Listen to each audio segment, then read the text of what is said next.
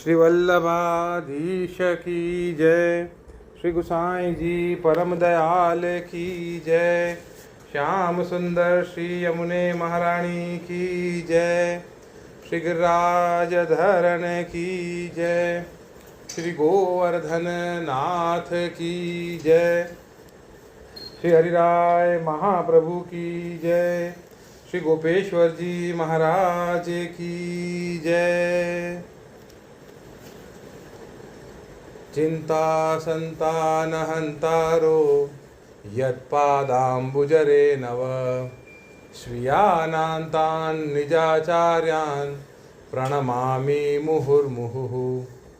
यदनुग्रहतो जन्तु सर्वदुःखातिगो भवेत् तमहं सर्वदा वन्दे श्रीमद्वल्लभनन्दनम्। अज्ञानतिमिरान्धस्य ज्ञानाञ्जनशलाकया चक्षुरुन्मीलितं येन तस्मै श्रीगुरुवे नमः। नमामि हृदये शेषे लीलाक्षीराब्धिशायिनं लक्ष्मीसहस्रलीलाभिः सेव्यमानं कलानिधिं। चतुर्भिश्च चतुर्भिश्च चतुर्भिश्च त्रिभिस्तथा षड्भिर्विराजते योऽसौ पंचधा हृदये मम। बड़े शिक्षा पत्र दूसरा चल रहा है और आज हम पढ़ेंगे श्लोक 11वां। पिछले वाले श्लोक में हमने ठाकुर जी के जो 10 वो हैं उंगली हैं, 10 उंगली में जो रत्न जटित जड़ाव जो मुद्रिका शोभित है, उस मुद्रिका का भाव हमने पढ़ा था। वो किस भाव से था कि जिसके जो परम सुख का दान करते हैं, ये जितने भी नख के अंगुली के जो ये मुद्राएं हैं वो भक्तों को परम सुख का दान करते हैं। और ये जितनी भी मुद्रिकाएं हैं वो भावात्मक हैं और 10 प्रकार के भक्त हैं उनके भावात्मक हैं ये मुद्रिकाएं। अब आगे वाला जो श्लोक है वो है 11वां श्लोक।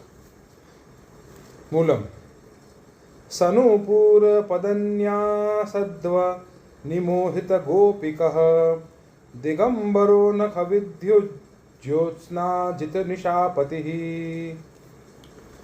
शब्दार्थ। नूपुर युक्त चरणारविंद धरे ताके शब्द सो व्रज भक्तन को मोह करत हैं और आप वस्त्र रहित यानी बाल भाव सो हैं। 10 नख रूप चंद्रमा की किरण ते चंद्रमा को जय करीवे वारे हैं।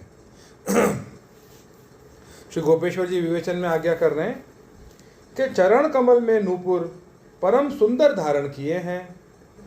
सो नूपुर की ध्वनि सुनी के अनेक गोपीजन मोह को पावत है और बाल लीला को स्वरूप दिगंबर निरावरण सर्वांग को दर्शन करावत है। सो श्री नवनीत प्रिया जी श्री बालकृष्ण जी के स्वरूप में प्रगट दर्शन होते हैं।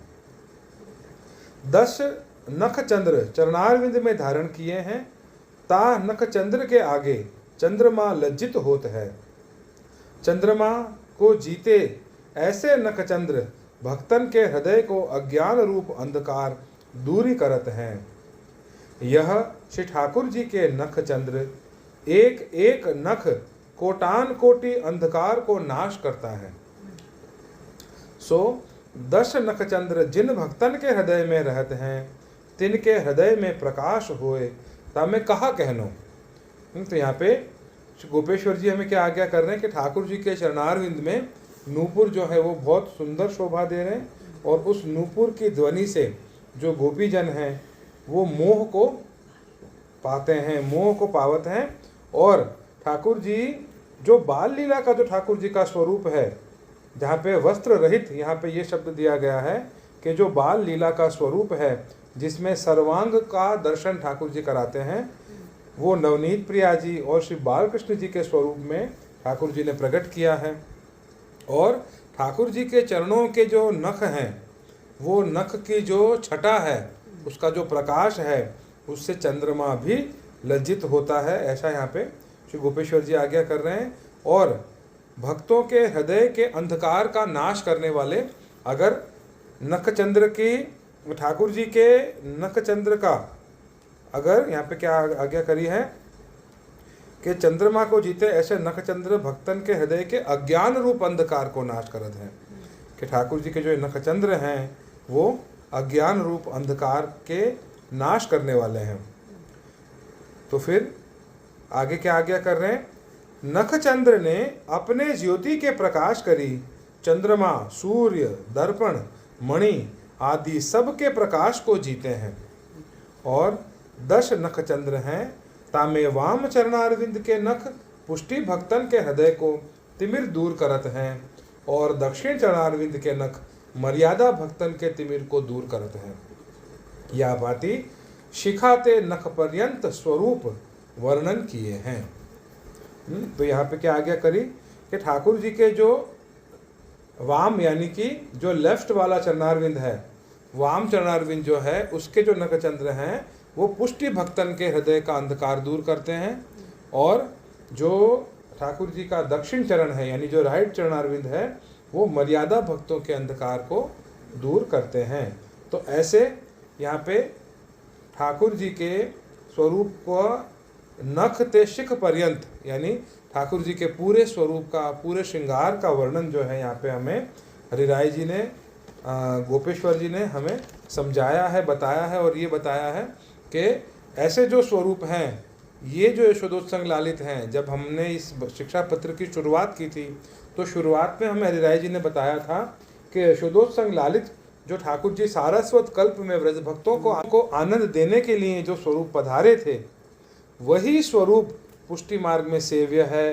तो इस भाव से उन स्वरूप का, वो जो प्रभु हैं, वो जो ठाकुर जी हैं, उनका स्वरूप कैसा है, उनके श्रृंगार कैसे हैं, ये सारा वर्णन बताया है। और उस श्रृंगार का क्या भाव है, ये सारा वर्णन बताया गया है। तो इस भाव को ध्यान में रखकर और ठाकुर जी के इस स्वरूप को ध्यान में रख के हमें अपने ठाकुर जी की सेवा करनी है कि ऐसे ठाकुर जी हमारे घर में विराजें, ऐसे ठाकुर जी जो पुष्टि भक्तों को बहुत प्रिय हैं, गोपीजनों को बहुत प्रिय हैं और सभी भक्तों को आनंद देने वाले हैं।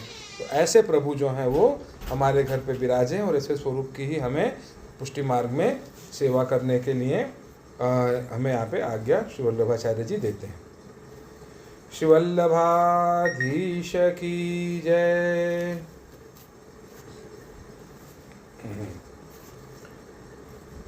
84 वैष्णवन की वार्ता। 84 वैष्णवन की वार्ता में सेठ पुरुषोत्तम दास जी की वार्ता चल रही है।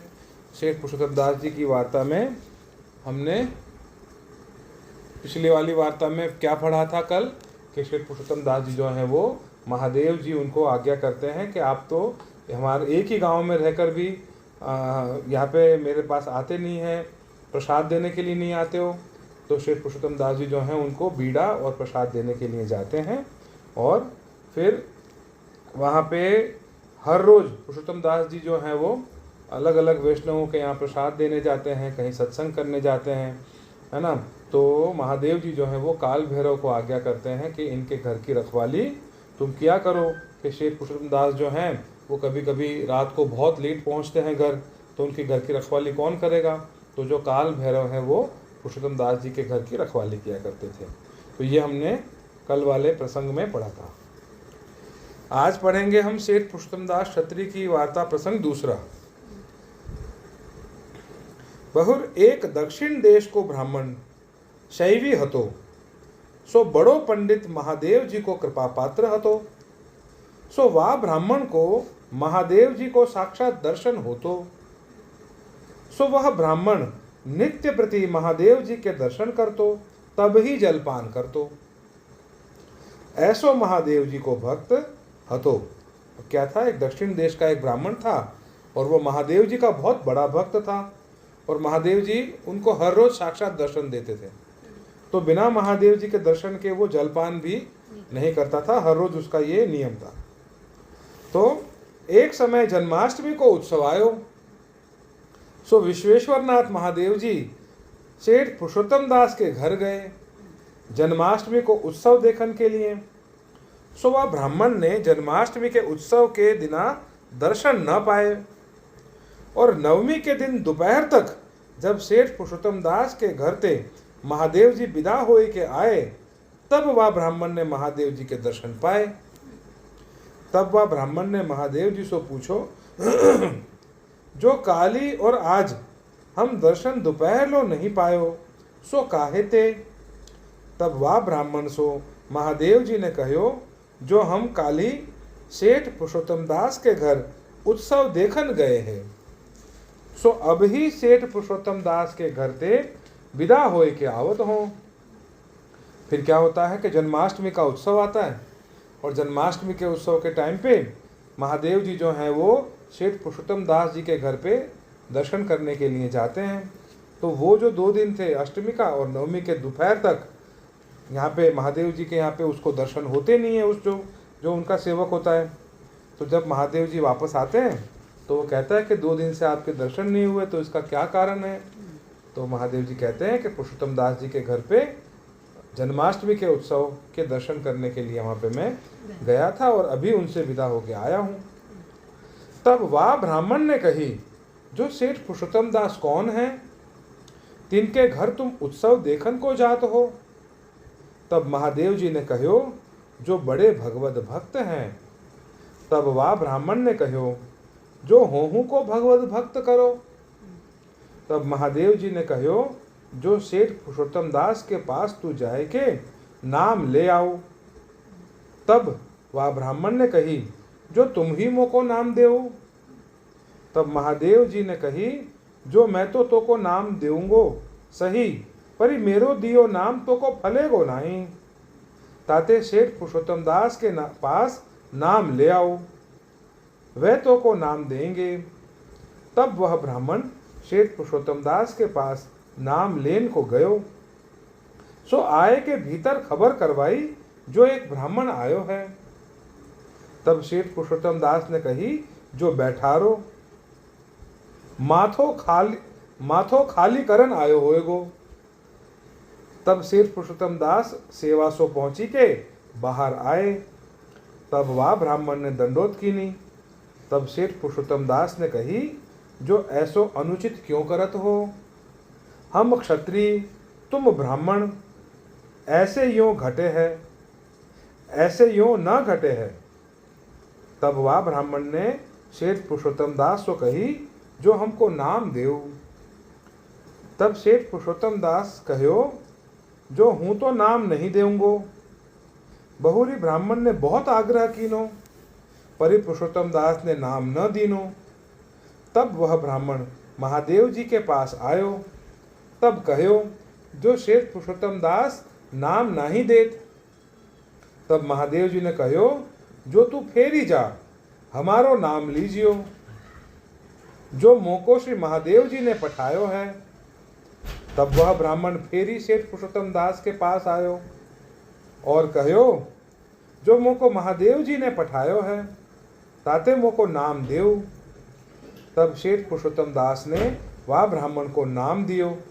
नाम सुनाए के हाथ जोड़ी के श्री कृष्ण स्मरण कहो। तब वह ब्राह्मण ने कहो, जो अब मोको प्रणाम क्यों करत हो।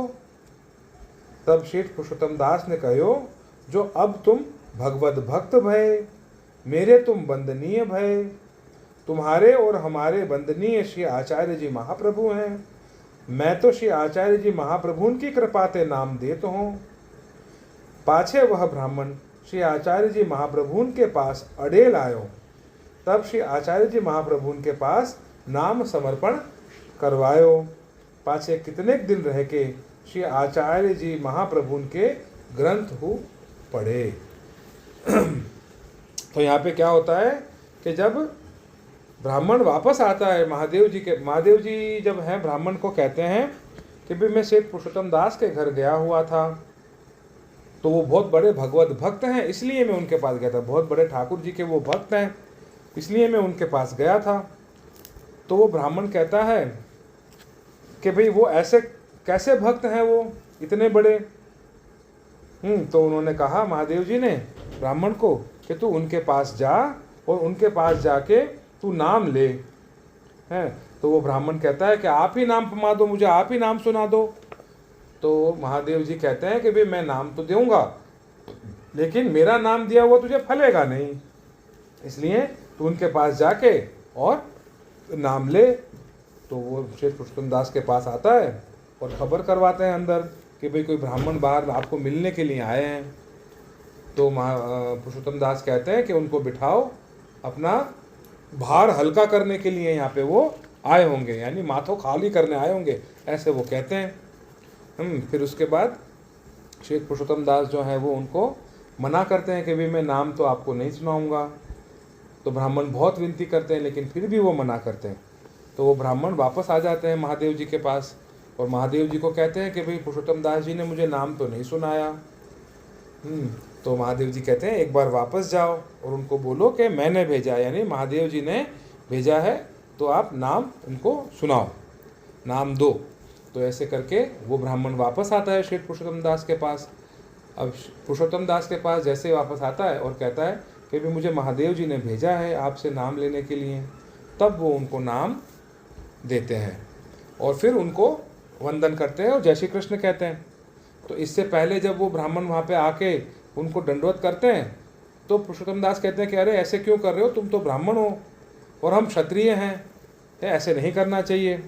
और अब जब शेठ पुरुषोत्तम दास ने उनको नाम दे दिया तो वो खुद उनको जय श्री कृष्ण करते हैं, भगवत स्मरण करते हैं, है ना। तो ब्राह्मण कहते हैं कि आप ऐसे आप अब वंदन क्यों कर रहे हो, अब आप मुझे क्यों नमन कर रहे हो। तो पुरुषोत्तम दास कहते हैं कि अब तुम्हारा और हमारा तो जय श्री कृष्ण का व्यवहार है ना, और हमारे सर्वस्व तो आचार्य जी महाप्रभु जी हैं। तो ब्राह्मण जो है वो थोड़े दिनों बाद अड़ेल आता है महाप्रभु जी के पास और वहाँ पे आके वो नाम निवेदन महाप्रभु जी से प्राप्त करता है। तो ये वाली शेठ पुरुषोत्तम दास की वार्ता जो है, वार्ता प्रसंग दूसरा हमने आज पढ़ा। 84 वैष्णवन की जय। 252 भगवदियन की जय। 252 वैष्णवन की वार्ता। और आज हम पढ़ रहे हैं चतुर्बुद्ध दास जी की वार्ता। चतुर्बुद्ध दास जी की वार्ता में हमने पिछली वाली वार्ता में क्या पढ़ा था? पिछली वाली वार्ता में हमने पढ़ा था कि नवनीत प्रिया जी के दर्शन करने के लिए जो गुसाई जी के साथ चतुर्बुद्ध दास जी जाते हैं, और चतुर्बुद्ध दास जी जब वहाँ पे दर्शन करने के लिए जाते हैं तो कुंभन दास जी उनसे पूछते हैं कि भाई तू कहाँ गया था।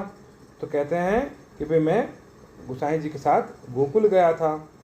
तो कुंभन दास जी उनको कहते हैं कि ठाकुर जी की कृपा या प्रमेय छोड़ के और प्रमाण में चला गया। तो ये बात जब चतुर्बुद्ध दास जी सुनते हैं, चतुर्बुद्ध दास जी गुसाई जी से पूछते हैं कि प्रमेय और प्रमाण में क्या भेद है। तब गुसाई जी कहते हैं प्रमेय और प्रमाण जो ये भगवत लीला है वो सब एक समान है, ठीक है, क्योंकि कुंभन दास जी को तो किशोर लीला में आसक्ति थी, है ना, इसलिए उन्होंने ये वाली बात उनको बताई। और ठाकुर जी तो विरुद्ध धर्माश्रयी हैं, एक कालावच्छिन्न हैं, एक समय में सर्वत्र लीला करते हैं, ऐसा गुसाई जी ने उनको समझाया चतुर्बुद्ध दास जी को। तो चतुर्बुद्ध दास जी की जो वार्ता प्रसंग नवी वार्ता हमने पढ़ी थी, 10वीं वार्ता हम आज पढ़ेंगे। और ये जो प्रमेय और प्रमाण है ना, ये क्या है और इनमें क्या होता है, क्या भेद है और उदाहरण इनके क्या हैं, ये मैं एक अलग से मैं वीडियो बनाऊंगा और अलग से वीडियो बना के मैं इसको आप लोगों के लिए जो है अपलोड करूंगा। तो उस ये प्रमेय और प्रमाण का जो स्वरूप है ये हम उस वीडियो में अलग से मैं बना के आपको अपलोड करूंगा, है ना। तो आज हम पढ़ेंगे चतुर्बुद्ध दास जी की वार्ता प्रसंग 10वां। और चतुर्बुद्ध दास जी के पाछे चतुर्बुद्ध दास जी के बेटा राधो दास हते, सो इनको भगवत लीला को अनुभव भयो। जब राधो दास जी ने धमार गाई, सो धमार की जब 10 तुक भई, तब राधो दास की देह छूटी, सो भगवत लीला में प्रवेश भयो। तब राधो दास जी की बेटी ने 1.5 तुक धर के धमार पूरी करी। वह चतुर्बुद्ध दास तथा विनके बेटा विनकी बेटी वे सब ऐसे कृपा पात्र हते, ताते इनकी वार्ता कहाँ ताई लिखिए, कहाँ ताई कहिए। तो आज जो है छोटा सा प्रसंग था। चतुर्बुद्ध दास जी के बेटे जो थे राधो दास, वो उनको भी भगवत लीला का अनुभव हुआ था। उन्होंने जब धमार लिखी तो जब 10 तुक लिखी तो 10 पंक्ति लिखने के बाद उनकी देह छूट गई। तो बची हुई जो 1.5 तुक थी वो उनकी बेटी ने पूरी की। तो ऐसे चतुर्बुद्ध दास जी का जो उनके बेटा उनकी बेटी ऐसे कृपा पात्र भगवतीय थे। अब कल से शुरू होगी नंददास जी की वार्ता। श्री गोसाई जी परम दयाल की जय। 252 भगवदियन की जय। गोवर्धन की रहिए तरेटी, श्री गोवर्धन की रहिए। नित्य प्रतिमदन गोपाल लाल के, नित्य प्रतिमदन गोपाल लाल के, चरण कमल चितलइए तरेटी, श्री गोवर्धन की रहिए। तन पुलकित ब्रज रज में लौटत, गोविंद कुंड में नहाइए। रसिक प्रीतम हित चित की बातें, रसिक प्रीतम हित चित की बातें, श्री गिरिधारी जुसो कहिए तरेटी, श्री गोवर्धन की रहिए। गोवर्धन की रहिए तरेटी, श्री गोवर्धन की रहिए।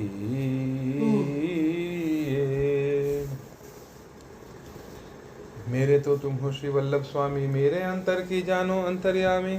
तुम सरखो नहीं दीन दयाल, मोह सरखो नहीं कामी। रसिक कर जोड़ विनती करे, चरण शीश नामी। एक पलक जो रहिए वृंदावन, एक पलक जो रहिए। जन्म जन्म के पाप कटत है, जन्म जन्म के पाप कटत हैं। कृष्ण कृष्ण मुख कहिए वृंदावन, एक पलक जो रही। महाप्रसाद और जल यमुना को, तनक तनक भर लइए। सूरदास वैकुंठ मधुपुरी, सूरदास वैकुंठ मधुपुरी। भाग्य बिना कैसे पहिए वृंदावन, एक पलक जो रहिए। एक पलक जो रहिए वृंदावन, एक पलक जो रहिए। श्री वल्लभाधीश की जय। आशीर्वाद आशीर्वाद आशीर्वाद आशीर्वाद।